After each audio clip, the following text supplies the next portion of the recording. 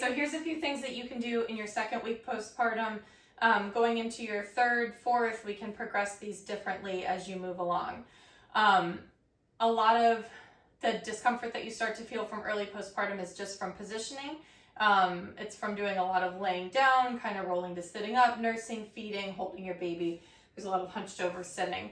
So starting standing up, just thinking about anytime you're sitting and you don't have your baby or you're standing up, focusing on externally rotating your shoulders. So turning those hands, palms face out.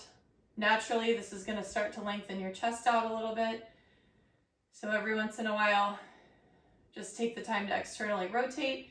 Even if you're starting to sit at a desk or you're watching TV or something, just kind of focus on pulling those shoulders back. Easy way to stretch them, up against the wall. Put your arm up against the wall, shoulder all the way in, and then start to turn your upper body until you feel a little tension in that shoulder. Don't go too far with it. So make sure that you stop before anything hurts. Just get a little bit of a stretch going there, and that should really help kind of loosen up your upper body. Totally gonna hit this picture now. This shoulder, I'm not as flexible, so each side's gonna be a little bit different. Okay, now laying supine, easy way to start connecting your breath with your body again. Head down to the floor. These are easy to do while your baby is on the mat next to you. Luckily, they're not super mobile at this stage. So with your hands on your belly, you're just going to start breathing deeply. Close your eyes if it helps you. Focus on what your lower abdomen's doing. Take a nice big inhale. Press those shoulders to the mat or to the floor. And then exhale. And think of your whole pelvic floor, your uterus, your belly, everything just crunching down really tiny. Imagine it crunching really small into the center. So breathe out or inhale. Exhale.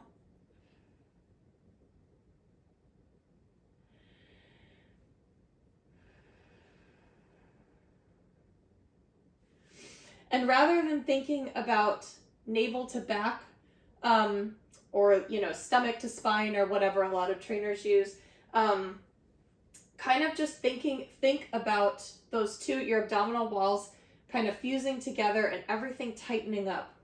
Think of a balloon kind of deflating in there and tightening everything up. At the end, you can do a little bit of a Kegel. If you do kind of a slow pace. We call them elevator Kegels. So inhale and then exhale. Kegel in, hold, 2, 3, and a little bit more, and then release it all. Make sure you're fully releasing, thinking of everything sort of ballooning back out. Now deflate your balloon.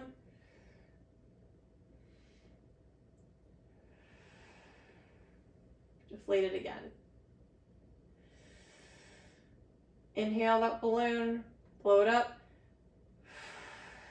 Exhale, deflate the balloon, Kegel in, hold, 2, 3, and release. While I'm down here supine, one more thing to do here is do some marches with your feet. When you bring your knee up, you're going to exhale. So separate your feet from your bum a little bit and exhale. Inhale, exhale. Inhale, exhale. Inhale, exhale. Inhale, exhale. Really focusing on your breathing and thinking about that breath, really connecting to your lower abdomen. A next step from here could just be to take your legs up at a 90-degree angle. You may only be able to hold this for 5 or 6 seconds. That's totally fine. Release as you can. Do a few reps of that. Another thing to do while you're laying supine, so I'm going to change positions just so you can see this a little bit easier, is to lay back on your back, put your arms in a T, and you're just going to keep your knees up And you're going to take one arm across and twist back and just start doing these reaches, twisting your upper body and then keeping your hips level on the floor. So think about reaching over to that hand, just twisting your upper body. As you progress, you can drop your knees to one side, and then you're going to put your palms together, reach up and over, all the way. Repeat on this side a few times, keeping your head flat to the floor. And now switching over.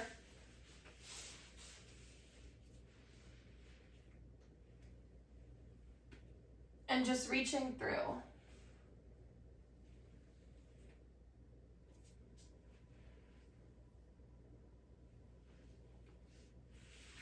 And that's a good way to both stretch out, kind of roll out your upper back, as well as to get a little bit of hip mobility in there.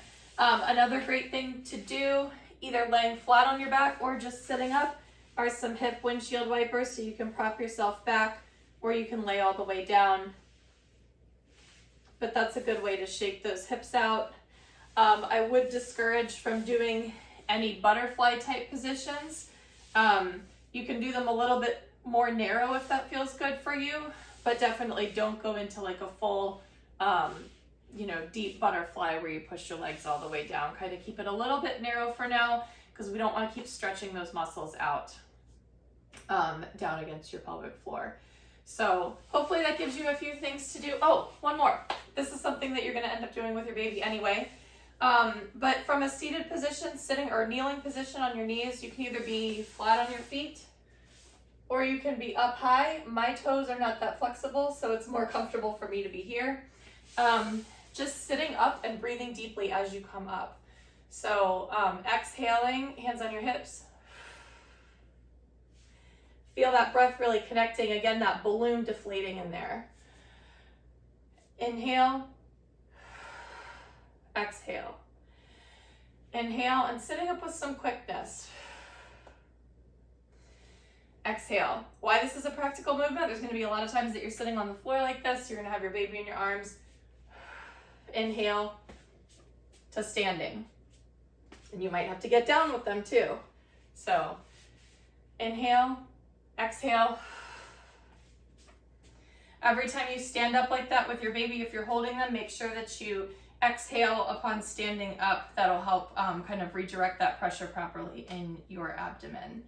So hopefully that was helpful. Enjoy your second couple weeks of your new baby.